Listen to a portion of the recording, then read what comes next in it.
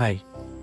നിങ്ങൾ സമാധാനത്തോടു കൂടിയും സന്തോഷത്തോടു കൂടിയും ജീവിക്കുന്ന നിങ്ങളുടെ വീടിൻ്റെ ഉള്ളിൽ നിധിയുണ്ട് എന്നുള്ള കാര്യം മനസ്സിലാക്കിയിട്ട് കുറച്ച് ആളുകൾ അവിടേക്ക് അതിക്രമിച്ച് കയറുകയും നിങ്ങളെയും നിങ്ങളുടെ കുടുംബത്തെയും പീഡിപ്പിക്കുകയും കൊല്ലുകയും ചെയ്തിട്ട് ആ ഒരു നിധി തുറന്നെടുക്കുകയും ചെയ്തു കഴിഞ്ഞാൽ നിങ്ങൾക്ക് എങ്ങനെ ഉണ്ടാവും?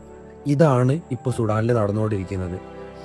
അവിടുത്തെ നാച്ചുറൽ ആയിട്ടുള്ള റിസോഴ്സസ് ആയിട്ടുള്ള ഗോൾഡ്, മിനറൽസ് ഒക്കെ കുഴിച്ചെടുക്കാൻ വേണ്ടിയിട്ട് UAE ഫണ്ട് ചെയ്തിട്ടുള്ള RSF എന്ന് പറയുന്ന മിലിറ്ററി ഗ്രൂപ്പ് അവിടെയുള്ള 1.5 ലക്ഷത്തോളം വരുന്ന ആളുകൾ, സ്ത്രീകളും കുട്ടികളും അടക്കം 1.5 ലക്ഷത്തോളം പേരെ ഓൾറെഡി കൊന്നു കഴിഞ്ഞു.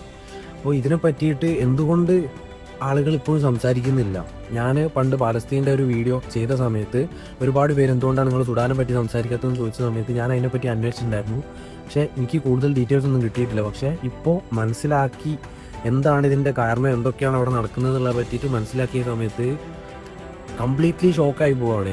ഇത്രത്തോളം വലിയ വയലൻസ് എന്ന് വെച്ച് കഴിഞ്ഞാൽ ഫലസ്തീനിൽ നടന്നിട്ടുള്ളത്, അവിടെ ഇസ്രായേലിൻ്റെ ആർമി ബോംബ് ഇടുകയും അവിടെയുള്ള ആളുകളെ കൊന്നുകളയാൻ ചെയ്യുന്നുണ്ടെങ്കിൽ ഇവിടെയുള്ള ആളുകളെ പട്ടിണിക്കിടുകയും 1 വയസ്സ് പോലും പ്രായമില്ലാത്ത പെൺകുഞ്ഞുങ്ങളെ പീഡിപ്പിച്ചു കൊല്ലുകയും ആളുകളെ കെട്ടിത്തൂക്കുകയും ദേഹത്തോടെ JCB കയറ്റി കൊല്ലിയൊക്കെയാണ് അവിടെ ചെയ്തുകൊണ്ടിരിക്കുന്നത്.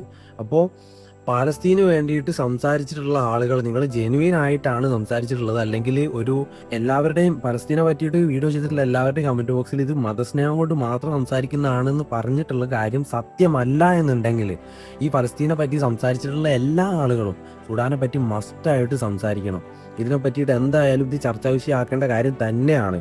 അല്ലെങ്കിൽ പലസ്തീനെ പറ്റിയിട്ട് സംസാരിച്ച സമയത്ത് കുറേ ആളുകൾ വന്നിട്ട് ഇന്ത്യ ഫണ്ട് ചെയ്യുന്നുണ്ട്, ഇന്ത്യനെ സഹായിക്കുന്നുണ്ട്, അതുകൊണ്ട് ഞങ്ങൾ ഇസ്രായേലിൻ്റെ കൂടെ നിൽക്കുമെന്ന് പറഞ്ഞതുപോലെ തന്നെ UAE അതുപോലത്തെ അറബ് രാജ്യങ്ങളിൽ പോയിട്ട് ജോലി ചെയ്ത് അവിടെ വെച്ച് സമ്പാദിക്കുന്ന ഒരുപാട് പേര് പ്രവാസികളായിട്ടുള്ള ആളുകളുണ്ട്. അവരുള്ളത് കൊണ്ട് ഞങ്ങൾ സുഡാനെ സപ്പോർട്ട് ചെയ്യില്ല, ഞങ്ങൾ അറബ് രാജ്യങ്ങളെ മാത്രമേ സപ്പോർട്ട് ചെയ്യുള്ളൂ എന്ന് പറഞ്ഞു തന്നു കഴിഞ്ഞാൽ നിങ്ങൾ ഒരിക്കലും മനുഷ്യത്വമുള്ള ആളുകളാവുന്നില്ല. ഓക്കെ, അതുകൊണ്ട് മസ്റ്റായിട്ട് ഈ ഒരു കാര്യത്തിനെ പറ്റി സംസാരിക്കണം. ഇത് ചർച്ചാ വിഷയമാക്കേണ്ട കാര്യം തന്നെയാണ്. Please stand with Sudan.